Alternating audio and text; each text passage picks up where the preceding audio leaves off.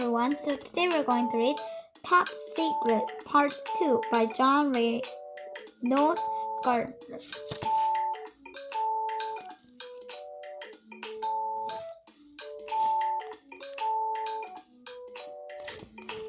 We'll start from here.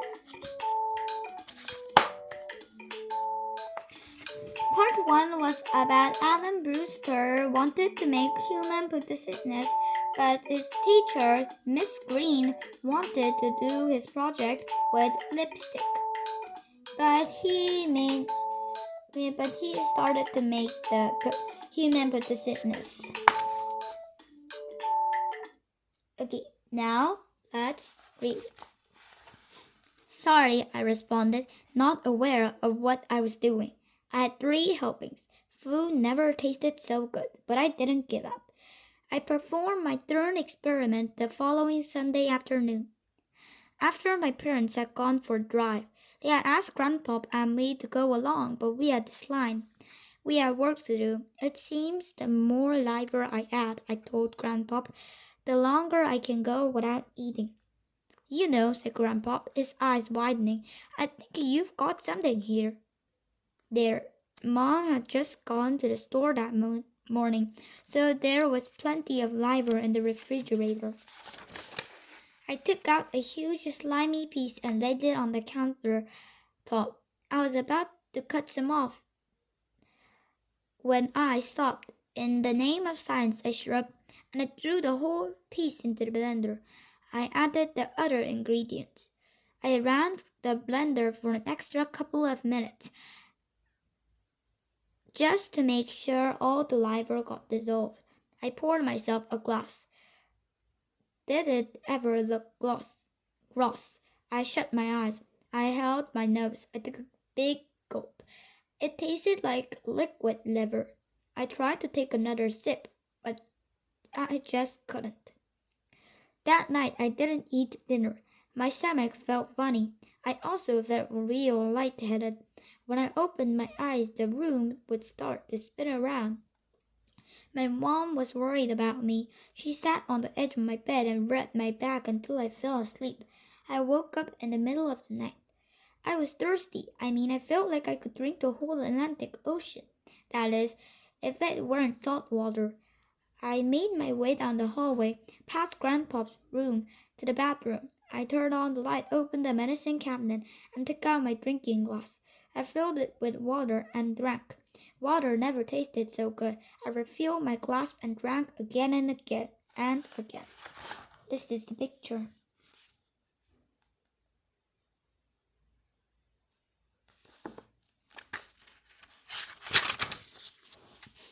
When I was on my 6th class, I noticed myself in the mirror. I froze. I couldn't believe what I was looking at. I've done it, I said to myself, very faintly at first. Then I said it louder. I've done it! I've done it! I began to jump around, shouting in top of my lungs. My mother was the first to arrive, appearing in the doorway to the bathroom. She took one look at me, then put her hands over her mouth. Dad arrived next. What have you done to yourself? He solved the mystery, said Grandpa, as he wedged himself in between them. That's what he's done. Grandpa was smiling from ear to ear. I looked at myself in the mirror again. I looked perfectly normal, really, except for the small change. My skin had turned bright green, the color of a leaf on a tree. Chapter 5 is called Reaction. My folks drove me back right to the hospital. Grandpa didn't go with us. He just laughed and went back to bed, saying that what I needed was a green thumb, not some greenhorn doctor.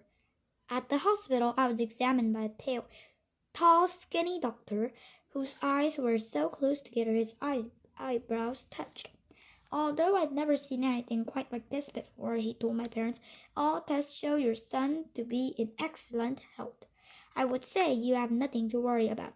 Nothing to worry about, gasped my mother, putting her arms around me. Then why does he look like this? You mean the green color? I honestly don't know. But, said my father, you're a doctor. So, we don't know everything. I've told you, all of you, I spoke up. I've solved the mystery of human photosynthesis. He has quite an imagination, doesn't he? Said the doctor, wiggling his eyebrows as he asked. I'm afraid so, said my mother. It's his grandfather, said my father. He's always encouraging him. Imagination? I said, holding up my green arm. What do you call this? Probably nothing more than an allergic reaction to something you ate, said the doctor. It should clear up in a few days. Should I keep him home from school? My mother asked. No reason to do that, said the doctor. Allergies aren't contagious. When we got home, it was just starting to get light. We live in a hill with a beautiful view of the city below. As Dad pulled into the car, As Dad pulled the car into the driveway, I could just see the sun peeking its head up over the horizon. It was such a beautiful sight I found I couldn't take my eyes off it. My parents went into the house, but I just stood there on the lawn, watching the sun. It was as if I was seeing it for the first time. Silvers of light streaked across the sky, and then a face. As the sun's rays struck my body, I felt the most peculiar sensation. It was as if I were being tickled by 1,000 feathers. I started to make giggling sounds as I got goosebumps in my arms. I held up my arm and looked at it. The green color seemed almost transparent.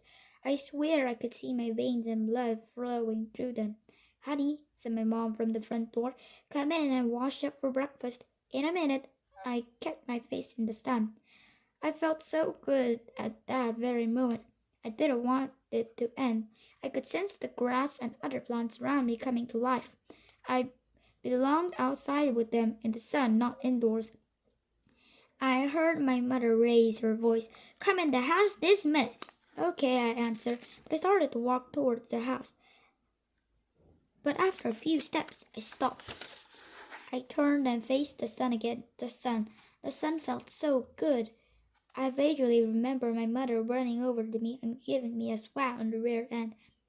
When I say move it, but I didn't move, I stayed right there. I remember hearing my own voice then, trying to explain why my mother about the sun. My voice sounded strange, like it belonged to someone else. Then there was laughter. I was laughing. My father came into view. He tickled one of my arms and pulled. I fell over to the wet grass. My father threw me over his shoulder and carried me into the house. The moment we were inside, out of sun, I came to my senses. I still felt a little dizzy, but that was about all. Are you all right, son? Asked my father. I'm fine now, thanks, I said. It was the sun.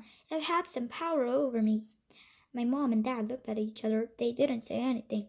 For breakfast, Mom had made some hot cakes and sausages smothered in maple syrup, my favorite. I even put syrup right on the sausages. But the strangest thing happened. I couldn't eat. What's wrong, honey? Said my mom. I thought you liked pancakes. I do. It's just that I know you're not going to believe me, but I don't think I have to eat anymore. You don't have to eat, said my mother. You see, I started to explain. Now that I've solved the mystery of human, eat your breakfast, snapped my father, looking over the top of the newspaper he's reading. Right now, I had a big mouthful of food in my mouth, but I couldn't chew it. I tried, but I just couldn't do it. My father looked over his paper again. Swallow it, he commanded when he saw my cheeks puffed out. I shook my head no. Before my father could say anything, I got sick. I was able to get to the bathroom in time. The school bus came at 7:30. Somehow my body had gotten used for the sun, for I was able to go outside without becoming paralyzed. The sun still felt good. In fact, when it warmed on my face, I couldn't help smiling. I played with waffle and lamb chop in front of the lawn until I saw the bus coming, and then I ran across the street and hopped on. There are kids in our school with brown skin and kids with black skin, but I knew that a kid with green skin would just be too much. Boy, I was right. The moment I stepped to the bus, the place went crazy. The kids started laughing their heads off, and they wouldn't stop laughing. Barry Kramer laughed so hard he slipped off his seat onto the floor of the bus. It was only after Ivan pulled the bus over to the side of the road and threatened to throw the next kid off who dared to make a sound that they stopped. "What's wrong with you?" whispered Peggy Applegate from the seat right behind me. "Nothing's wrong with me," I whispered back. "Then why do you look like that?" "It's part of my science project." "I thought your project was on lipstick." "It was, but I'm doing something else." "You mean human photosynthesis?" "That's right." "What are you going to be? A plant?" Peggy began to giggle. "Let me see your outline." "What outline?" "The one that's due today, or did you forget?" I did forget. Miss Green had wanted everyone to hand in an outline showing what they were going to do in their projects. I was so busy making my discovery that I had forgotten all about it. "Doesn't matter," I told Peggy over my shoulder. "When I tell Miss Green what I've done, she'll understand." How wrong I was. "What do you think you're doing, Alan Brewster?" shouted Miss Green the moment I walked into the classroom. She really blew her stack. "What do you mean coming to my class looking like someone on his way to the Halloween party?" "You don't understand, Miss Green." "I do understand," she said, her lower lip curling up. "Today just happens to the day your outline is due. Your project is on lipstick. Do you have yours with you?" "If you'll just give me a chance to explain." "Do you have your outline?" "No," just as I thought. "But look at me," I said. "Can't you see? I see a clown who has not done his homework. I will not have my classroom turned into a circus with your ridiculous pranks. Now go to the restroom this minute and wash off that green paint." "It's not paint." "Out!" shouted Miss Green, pointing to the door. "And don't come back until you look like normal human beings." Uh-oh. Chapter 6 is called Proof. Can you believe it? I had a project that was sure to win the silver trophy, not to mention Miss Green would probably get voted best science teacher. And what happens? She won't even listen to me. I also had another problem. Miss Green has told me not to come back until I had washed off the green paint. Except it wasn't green paint, and I didn't know how to change myself back. As I went home, I decided there was only one thing for me to do. I had to figure out a way how to prove to Miss Green what I had done. What else could I do? "But how?" I asked myself. "How do you prove something to somebody?" Why, even my own folks didn't believe me, or the doctor who examined me. Telling them obviously didn't work. Even seeing me didn't convince anyone. But there must be some way. People believe certain things and they didn't believe other things. Why? What made the difference? It was a long walk home, but I didn't mind. I had to think.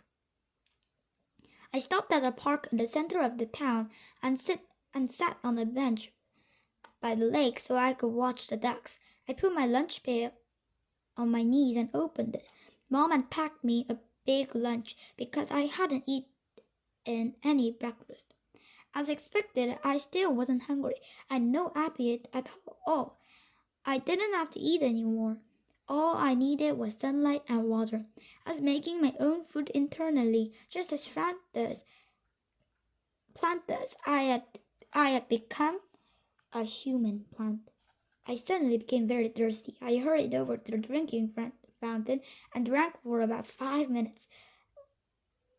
When I had finished, I noticed that 3 people had lined up behind me. They seemed startled when they saw my green face. "Just paint," I told them. They all looked relieved. How funny, I thought. They believed something that wasn't true about questioning it. But if I had told them the truth, they wouldn't have believed me no matter what I said. "Hi, I'm a plant. Watch me eat sunlight." Now, let me ask you, who was going to believe that? I had to figure out a way to prove it. That's all there was to it. I continued walking home, thinking hard. I passed the shops and restaurants and service stations. I passed the City Hall. I passed the Plaza Hotel and the Daily Courier newspaper building. The newspaper. Something had happened a few days ago. It was a breakfast. Mom and Dad were having an argument about something. I don't remember what. "How do you know that?" my mom had said. It says so right here in the newspaper, my father had answered.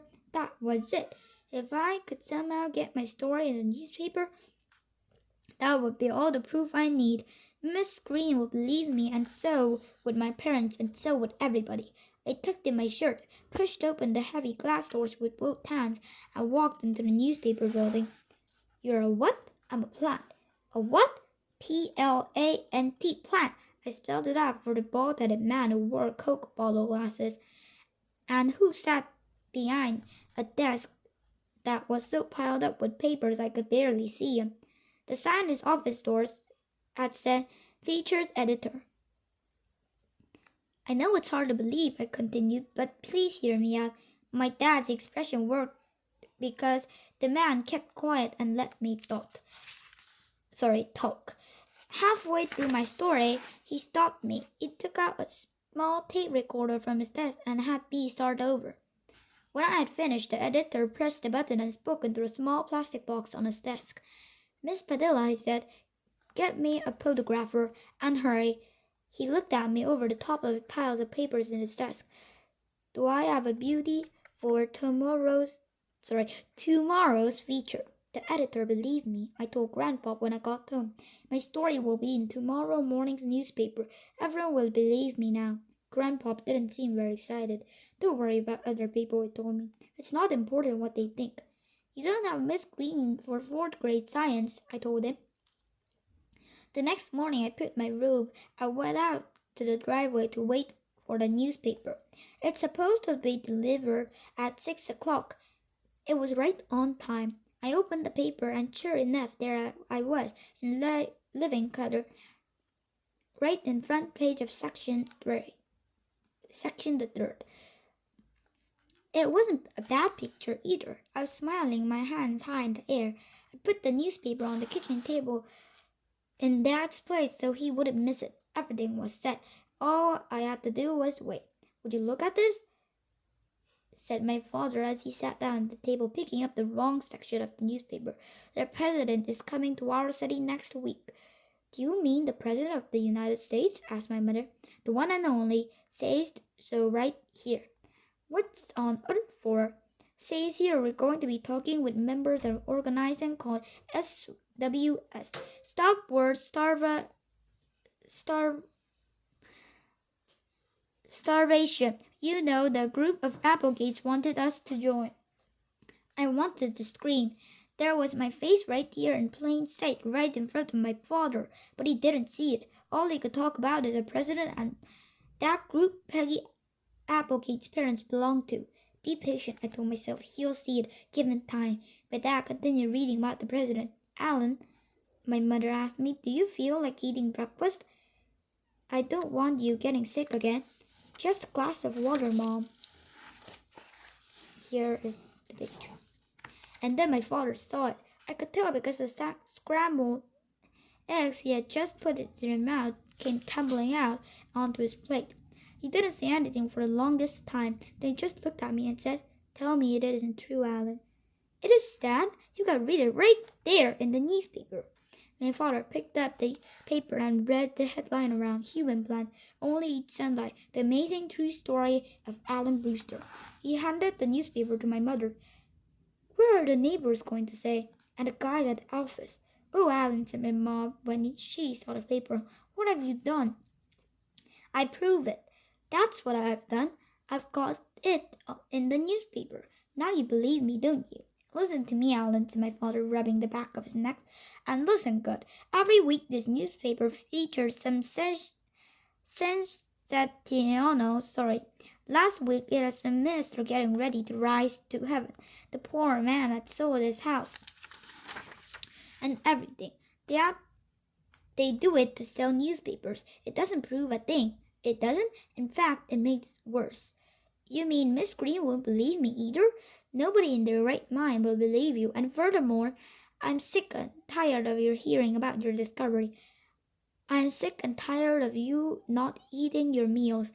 You're a 9-year-old boy like all other 9-year-old boys. You're not a plant. The discussion is closed. Do I make myself clear? Yes, I said. Very clear.